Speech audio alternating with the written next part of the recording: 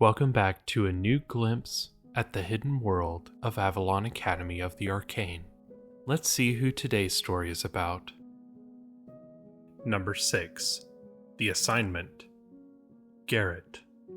Alright, cadets, your assignment due to me next week is to partner up with a fellow cadet and pick one of the ruins here at Avalon to investigate and learn more about. Put together a report of your findings and have it on my desk by the start of class Monday, said Captain Capulet, a petite woman old enough to be Garrett's grandmother, who had to stand on a stool for her face and massive mop of wiry gray hair to be seen over the lectern at the front of class. Now remember, I really want you to dig deep. There's 2 of you working together. That means you can do twice the work. I really want to see some intriguing findings. Understood? The third-year cadets said in near unison. Yes, Captain. Very well. Figure out who you are going to partner up with. Class is adjourned. At that, she hit a small steel hammer on the lectern and started to walk out of the lecture hall. The various cadets broke into small packs, figuring out whom they would pair up with. Some of the third years were much more popular than others, so there was a bit of a fight over who would get the privilege of working with them. Garrett glanced over to where Tabitha sat at the other corner of the classroom, but he couldn't see her. She'd probably already been snatched up by one of her friends. He sighed. What else did he expect? Garrett stayed in his seat and looked over a map of the island.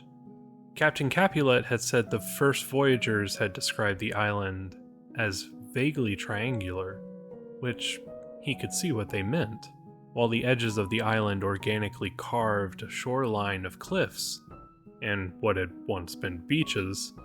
The general shape of the land was that of an equilateral triangle, the markings of ancient ruin sites, a rough arch-shaped symbol, sat at each one of the points, marking the outer reaches of the island. Garrett had read about them before. They were called the Three Sisters or the Three Towers. Something about seeing them on the map piqued his interest. The number 3 was incredibly important in Avalon. There were the 3 goddesses, the 3 kinds of magic, 3 lakes, though 2 were much less prominent than the other 2. But when it came to the buildings, they were rarely built in 3s, so usually, when there was, it was something rather important. All right, Gary, don't worry. I'll be your partner, said Lucas in a consoling tone as he came to sit beside him. He turned to look at Lucas. Who else will want to? Actually, if it's all right, could I be your partner, Garrett? Came the unmistakable, sweet, melodic voice of Tabitha. His heart started pounding in his chest at the sound. He whipped his head around, and there she stood, wearing the crisp gray uniform of the Stellarians, with a magenta baldric and half cape. Garrett's jaw dropped.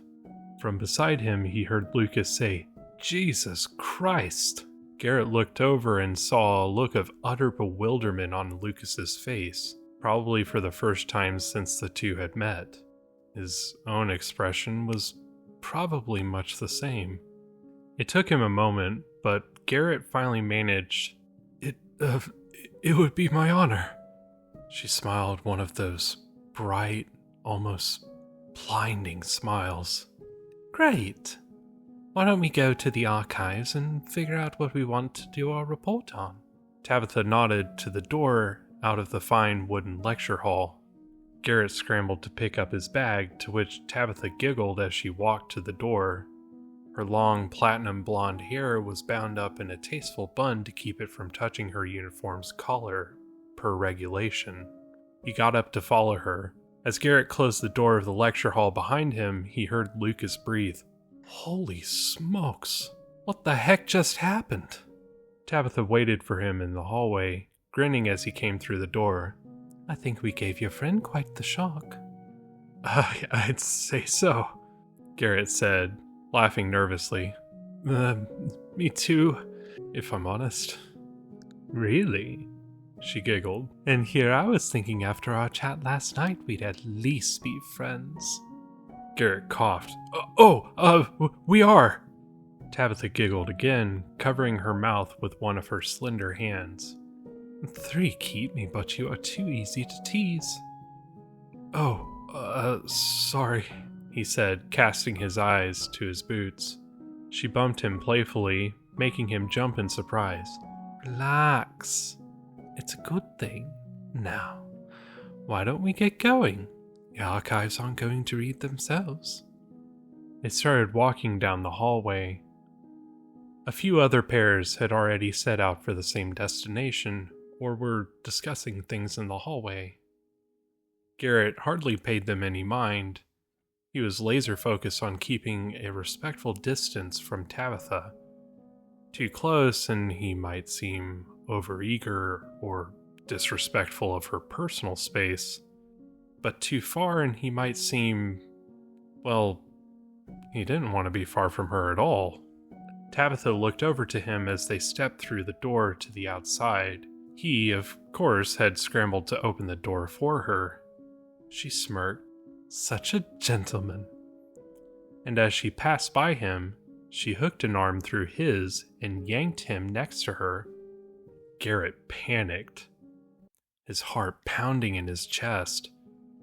Somehow he was still walking in time with her, and not a bundle of nerves on the ground. He looked down to her head, which only came up to his chin, and she turned her head to look at him with one of those magnificent smiles. She asked, So, did you have any ruins in mind? Ruins? He started. His thinking brain was miles away. Any chance of sounding intelligent had fled with it. She was so close. Literally touching him. Forgot about our assignment already? He could see her fight back a laugh. Oh! Garrett shook his head as if snapping out of a trance.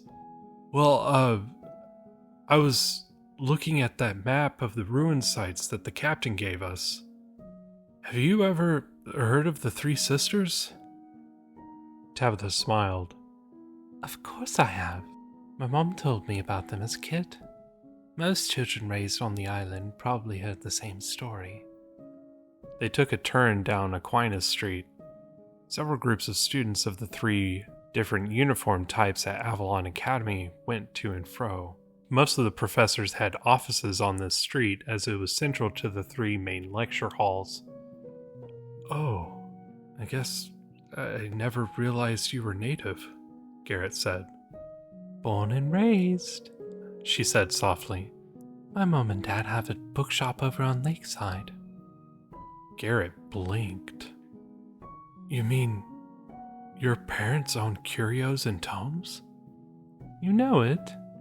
Tabitha looked up to him curiously. Well, yeah, I kind of stumbled in there when I was the first year. Couldn't believe all the stuff they had in there. Garrett smiled. It kind of became my home away from home. If I was stuck on a lesson or needed somewhere to think, I'd go there and would find a new book. It always seemed to snap me out of whatever funk I was in. She smiled back. It does kind of have that effect, doesn't it? But, wait, if your parents own the shop, why would you work at the Starlight Cafe? Tabitha nodded and sighed. Something in her eyes told Garrett that she was reluctant to answer the question.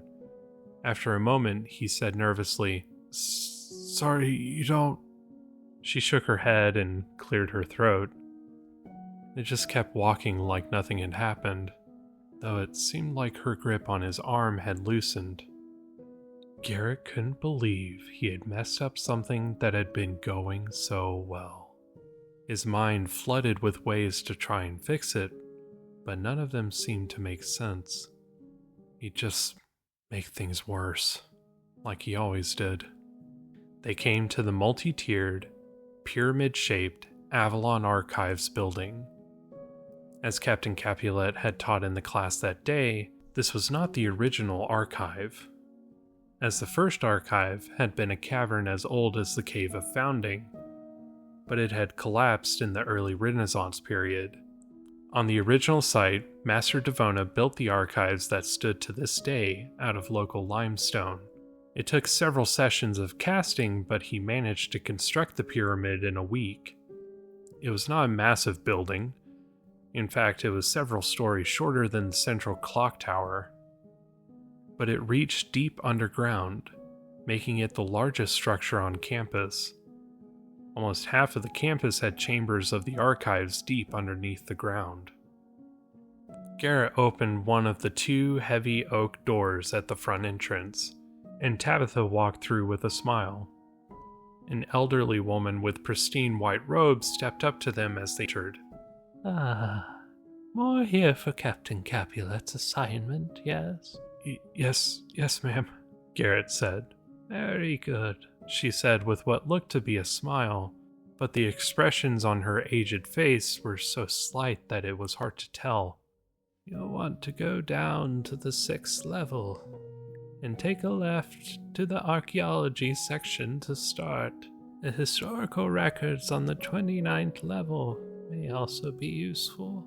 Should you have any questions, you can ask one of the librarians on that floor. Anything else? Tabitha spoke this time. No, Lady Wainwright. Thank you. The elderly woman nodded her head and headed back to her desk. Good luck, you two. Tabitha pulled Garrett along to the lifts just behind the desk. There were 4 here, though if Garrett remembered correctly, there were more scattered throughout in other sections of the archive. They stepped into the open lift waiting for them, and started going down to the 6th floor. Through the brass bars of the lift, he could see a labyrinth of bookshelves, desks, and other features weave and span across the different wide open floors as they went. He looked to Tabitha, and before he could stop himself, he said, "I'm sorry about what I asked before." No, it's all right. The tone in her voice indicated it wasn't. It was my choice to leave. We had an argument back when I was a first year. I took a job at Starlight to prove a point. Came to find that I really liked it there, so I stayed. That's why I live in the dormitory too. I shouldn't have brought it up. Garrett started. Hush. She put her left index finger on his rambling lips. A jolt shot through his spine at the intimate touch, as if he had been struck by lightning. It's okay. It's something we would have talked about eventually anyway. A single word caught his attention. Eventually? Tabitha giggled, probably at some dumb look on his face. Well, yes. Did you think this would be the last time we spoke or something? Well, Garrett scratched his head. I mean, it's me. Exactly. It is you. A strange, inexplicable look warmed Tabitha's features as they stepped off the lift that sent his already pounding heart beating at a reckless pace. And that's why I want to. Garrett looked down at his booted feet on the cherry wood floor. I don't get it. Tabitha laughed and lifted his head with a finger to the chin. You will. And then kissed him on the cheek. Garrett's soul could have left his body in that moment, and he could have died without a regret in his heart. Somehow he didn't die. Somehow this moment wasn't some freak hallucination. He felt her grab his hand and pull him forward. Come on, Garrett. We should get some things done before I have to go to work this evening. You'll be there, won't you? Garrett grinned. Of course I will.